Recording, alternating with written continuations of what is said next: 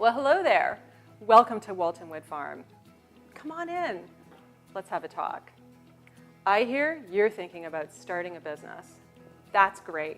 I started our own company right here in the kitchen, whipping up products in this mixer. But enough about me. Let's talk about you and your exciting journey. How do you know if you should start a business? Well, I like to use flying metaphors because my husband and I are both pilots. The entrepreneur is the pilot, and everyone else, the vendors, the customers, your family and friends, and your staff, they're passengers. If you run out of fuel halfway through your journey, you're going to crash and burn, and you're taking everyone with you. That's a very harsh reality. So we want to make sure you're really prepared for this. Before you ever leave the runway, we're going to give you tools so that you can make sure you're on the right path and taking the right journey to success. We've all seen products that were great that failed, and we've seen products that were really awful succeed. Do you remember the pet rock? What's the difference between the two? You, the entrepreneur, that's the difference between success and failure. So how do you know if you're cut out for it? Should you ask your friends and family? Probably not. They're not really objective. But we have really great resources in our community, local business groups that offer training, free mentorship, and they can help you decide whether or not you're cut out for this. And you can consult with your local business leaders. They'll help you find your way. Go online, do some research. Top 20 qualities of an entrepreneur, for example. Really do some self-reflecting. Do you have those qualities? Can you grind through the little nitty-gritty details that you have to build a business? Can you do mountains of paperwork on a weekend when people are out there having some fun? If you're passionate and you have drive and self-motivation, you can plow through anything. And that's what it takes to build a successful company. But it's not all or nothing. Maybe finding the right type of business for you is the answer. I have a very good friend who doesn't want to give up his day job. He really likes it, but he'd like to earn some extra money on the side. He's very passionate about fishing, so he started a fishing blog. He gave himself a realistic goal of monetizing it within 1 year. And if it doesn't work, he hasn't lost anything.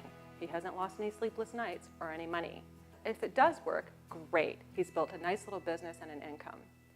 But even if he fails at it, he's built valuable skills that he can use for the rest of his life.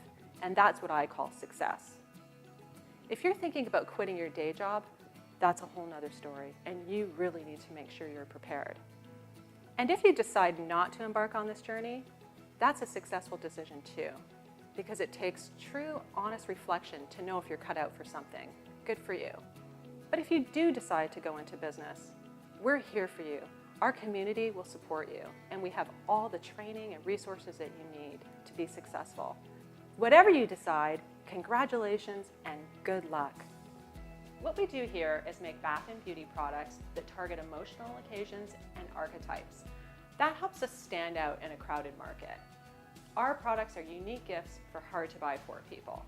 I'm going to share with you today some of my favorite business tools.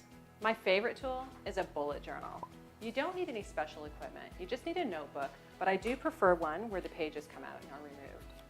A bullet journal will help you keep track of all your daily activities, but it's very different than a day timer, because as you have a thought or get interrupted in the process of doing your work, you index the pages so that 6 months or 9 months from now, if I want to find something, I can go right to my index and find it immediately.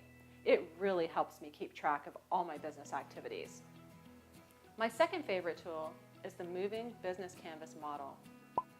It's basically a big whiteboard in my office, and it helps me to see the big picture of my company at any given time, so I know where to zig and zag or what I might be missing.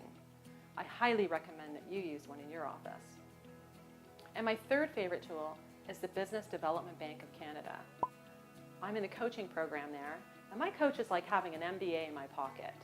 I don't have a formal education in business, but he helps me to see where I might be going wrong or off track. And we're creating a 5-year strategic plan for our products, marketing, staff, and learning how to execute it so that we're thinking far ahead into the future. But the Business Development Bank has other programs too. They can help you with your sales department and your marketing. and they offer financing, which is really helpful for a startup. I don't know what business you're in, but I hope these tools that we've talked about today are going to help you a little bit with your business launch.